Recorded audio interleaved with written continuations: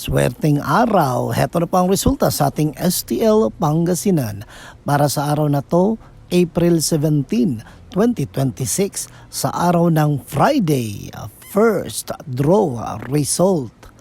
Ilabas nyo ng mga STL tickets nyo at heto na ang resulta sa ating first draw.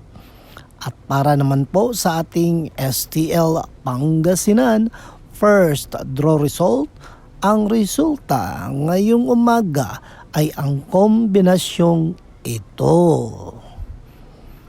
Paalala lang mga ka-STL, iwasan natin ang ugaling tamad dahil ang taong tamad ay hindi pinagpapala at hindi binibigyan ng grasya ng Panginoon.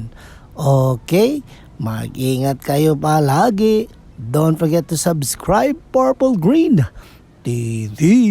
Paki-like at share po. Thank you.